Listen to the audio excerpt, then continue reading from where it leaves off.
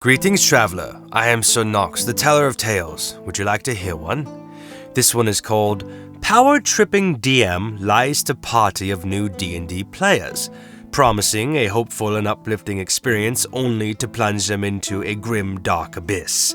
Deception and ego-tripping ensues. Rhyme of the Frost Maiden spoilers within. Well, this sounds like we're in for an interesting time. Okay, do tell. Let's continue. This is a story that's been with me for some time now, but I've been unsure on how exactly to fit in all the finer details without it being far too long and drawn out for anyone to care enough to read. For this, I'll be attempting to skip over the more frivolous details. A friend introduces myself and two others to their D&D boyfriend. That doesn't say D&D boyfriend, that says DM boyfriend. Sorry, my brain just stopped working for a second. In an effort to get us to agree to an online campaign to pass the time while we're going through a dry spell of things to do. We usually play on a voiced RP server for a game that really has no business being used as a fantasy RP stand-in, but we make do with it anyways. The first meeting goes well enough. The DM is friendly, affable, if not a little self-assured with his own talents, assuring us that we're in good hands, and that he's been DMing for well over 10 years now, and that whatever we get ourselves into will be fun for the whole lot of us. We all put forward that we're extremely new to D&D as a whole, and that we do not know most of the systems at play, classes, races, combat. It was all new to many of us, and as such we wanted a light-hearted, low-risk affair with an upbeat theme overall as we got our bearings. Seemed to knew a lot about what you wanted without knowing much about the game. Maybe you watched a lot of D&D campaigns? I'm not sure. For all intents and purposes, he seemed to agree with us entirely. All warm tones, reassurances, and pep talks. He tells us that the experience for the players is important to him and that he wants us to make sure to fill out our character backstories because they're all important to him and the plot. This was a bold-faced lie. As such, we made our characters. We had Ranger, Monk, Druid, DM's GF, and myself, who wanted to play a variant human. Very original, I know. But had no idea what class to play. I had art picked out for the character already, and had already set up the bulk of their backstory. The DM reads it and quickly asserts that he had the perfect beginner-friendly class for me. Artificer. I hate that word. I read over it and couldn't make heads or tails of it. Artificer, that's not really a starting... It's a newbie type, no? Okay, alright, whatever. It seemed complicated and quite weak to start with. He assured me it was ideal for the campaign he had in mind. So I took his word on it and locked in as Artificer. Even though I still felt uneasy at his insistence to play a class that seemed both complicated and fragile. I even mentioned that I was willing to play a cleric or mercy monk if it meant giving us some healing options, since we didn't have any healing available to us in our team comp. The DM assured me that it wasn't going to be necessary at all, that we'd have a surplus of potions and that damage wouldn't be that heavy against us. If only I knew the extent of how bad it was all going to get. Our beginner-friendly module was Rhyme of the Frost Maiden. Everything was dark, meaning that everyone without dark vision was at disadvantage almost all the time. We were constantly under strain and taking exhaustion points due to the weather with no workaround, and everyone, and I mean everyone, hated us because we were outsiders that weren't going to make a difference. Everyone except the DM's GF, Druid, who upon later admission was intimately familiar with the module. She rolled a Goliath that was also a werebear, a strong boon to have. A native to Icewind Dale at that, so everyone was sugary sweet to her. The session only lasted until Session 3 before everything fell apart. Session 1 had us delving into a Durgar outpost to retrieve our stolen items. They were thoroughly bunkered down, and every fight involved us attacking enemies behind cover, before we got closer and ended up getting multi-attacked for almost all of our HP. We had no healers, so most of this endeavor was spent in and out of making death saves. The poop award goes to when the tour guard captain, whose head was locked in the jaws of a werebear and taking massive amounts of damage, decided to turn a full 180. I imagine his neck did a lovely little snap sound when he did so, and Morty attacking my character, who was right behind him. Because it totally makes more sense to attack the Artificer, dealing 6 damage to you per turn rather than the werebear munching your head for 18 to 25 damage per turn. Yes, I was a little salty about that due to it making no narrative sense in my eyes, but I tried to shrug it off and presume I was just being a little sour due to inexperience with the game itself. No, that would be annoying.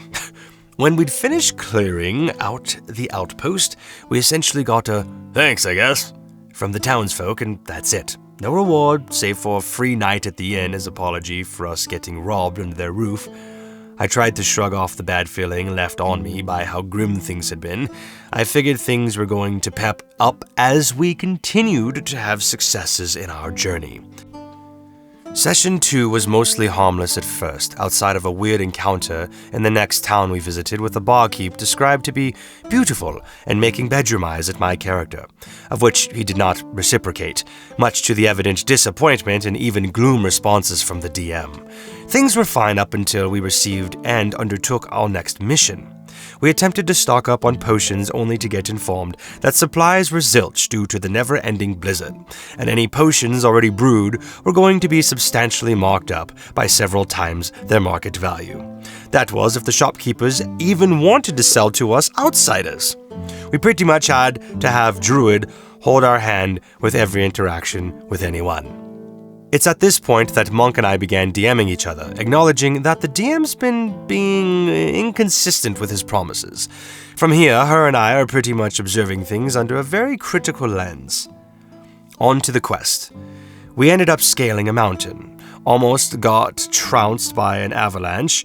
My character was the only one caught in it, and if it wasn't for the party coming back down to dig me up, my artificer, I hate that word, would have died right then and there. We're gonna call artificer.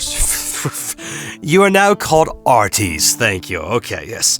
Me up my Artie would have died right then and there. Made our way further up and eventually encountered one of the people we were looking for. He tells us that his caravan was assaulted by Yeti and they dragged off his companions into one of their caves. We follow him and attempt the rescue, finding all but one of his companions quite gruesomely deceased. The DM made sure to be extremely descriptive of the carnage and disrespect done to their corpses. Nasty stuff. I'm curious though, just because some bad things happen, like you get caught in an avalanche and your team has to, or your group, party, caravan, whatever you want to call it, has to come back down and help you out. I don't think that just, I mean, I'm not trying to dismiss the DM here, but I feel like I've been reading this a lot.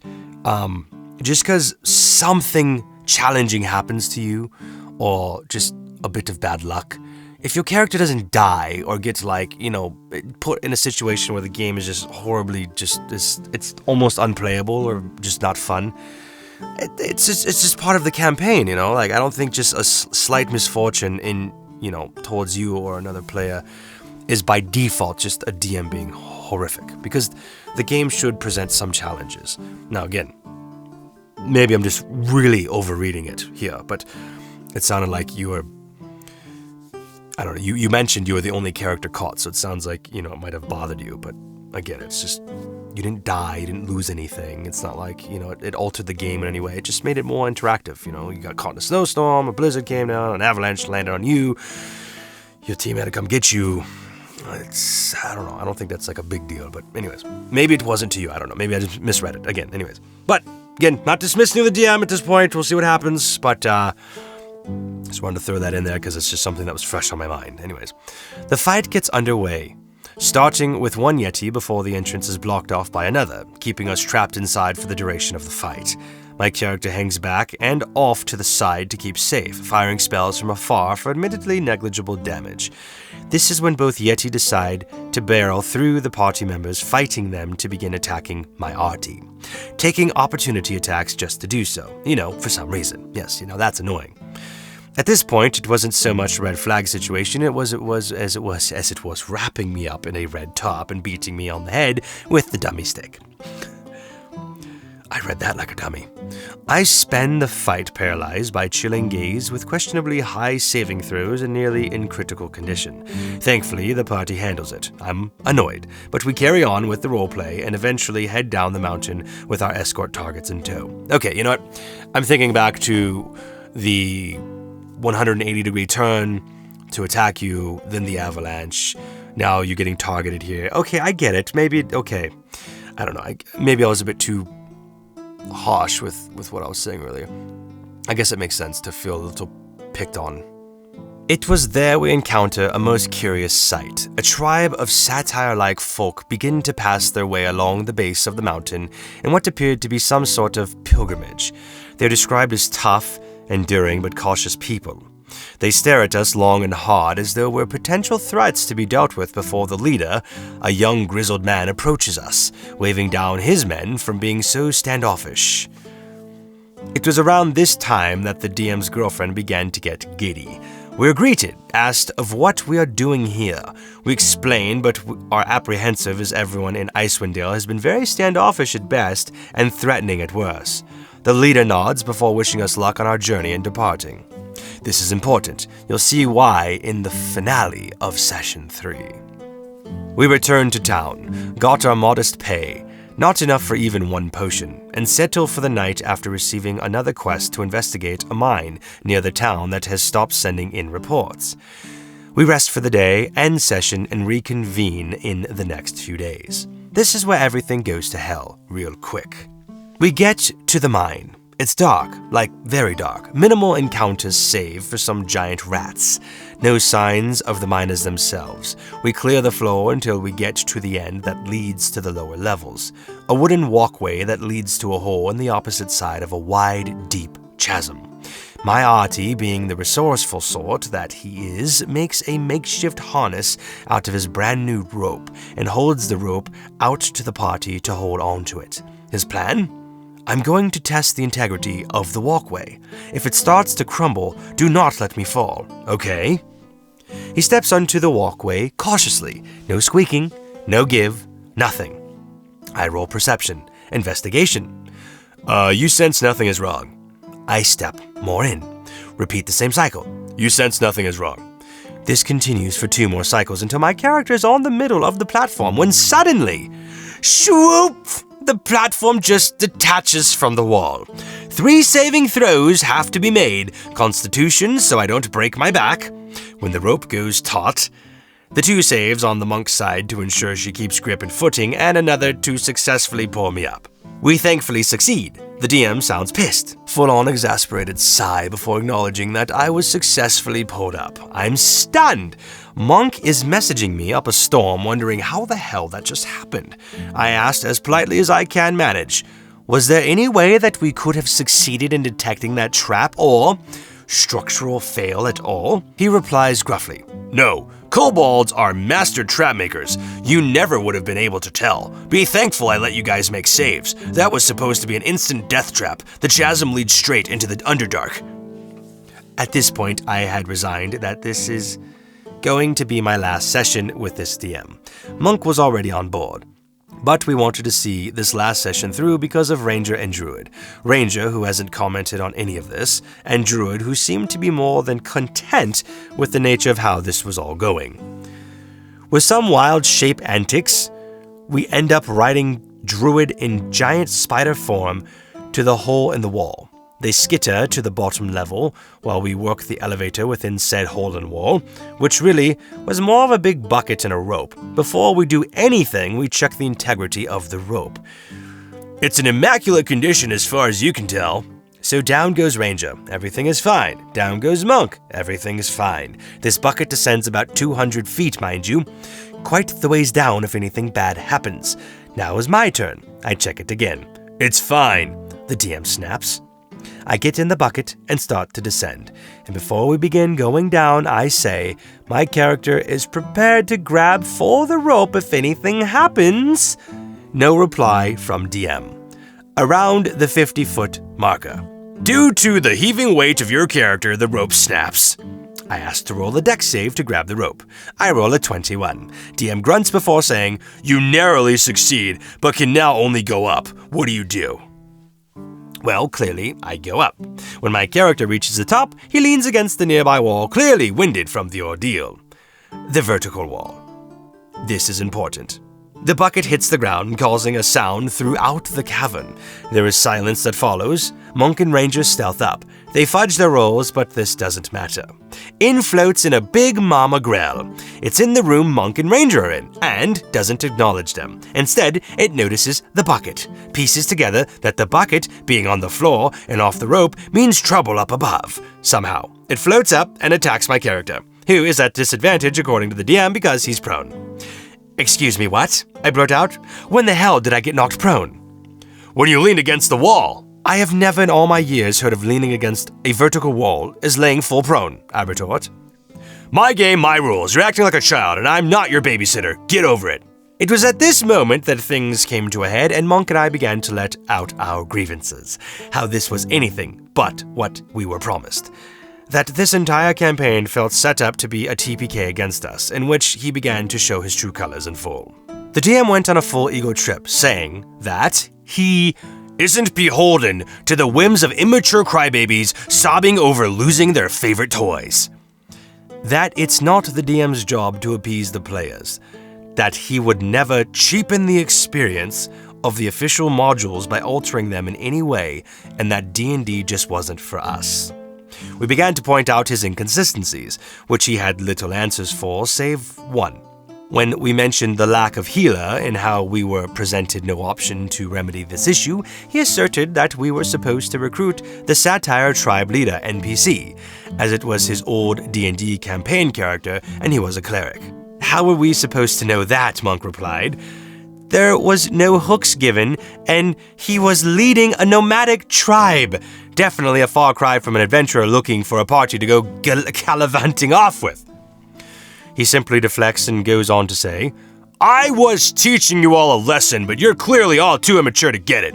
You're not supposed to get attached to your characters. Characters die all the time in D&D. You're supposed to expect it and always have a spare sheet ready. Your characters aren't special. None of them are, and neither are any of you." At that point, I'd left, as did Monk. They tried to continue the campaign with a new player for one session in which they had killed off our characters in extremely disrespectful ways. The new players, as Barbarian, ended up skinning our Monk for a fur cloak against the cold. They were a shifter. They pretty much skinned a slightly fuzzier humanoid. Gross. For humor's sake, we ended up researching the module to see just how loyal to script the DM was being. And let me tell you, he had altered a lot. More enemies, more health, and far higher damage output. Bad things would happen that had saved checks that were not implemented in any capacity, forcing us to fail. He had essentially made the campaign harder for some reason, maybe to force that lesson onto us? Regardless, I had almost quit D&D for good after that. As much as I felt done dirty by the guy, his words stuck with me and I kept kicking myself, wondering if I was the bad guy for getting so irate at the end. Thankfully, I was pulled out of that line of thinking by good friends who introduced me to new DMs. I've been an avid TTRPG player for well over a year now, and I've had great times all around. While he does make a point that characters can die and TPKs do in fact happen, Session 0 is important, and being honest with your party, hearing their wants and needs is crucial for the enjoyment of everyone at the table, DM included. Moral of the story? Honesty is key, as is the communication as a whole. There's absolutely a time and place for a hopeless and grimdark campaign that in of itself can be fun, but only if that is what you and your party are mutually looking for. Treat each other and yourselves well. You'll thank each other for it as you weave wonderful stories together. Yes, this guy sounds like just an egomaniac, honestly. He just wanted to flex his D&D wiener. "Look how big mine is! Look how long I've been playing! I am so smart! Oh, look at me! I'm big man!" It's really annoying. I mean, I know it's a pre-made, but I mean, whatever, who cares? I mean, it's just,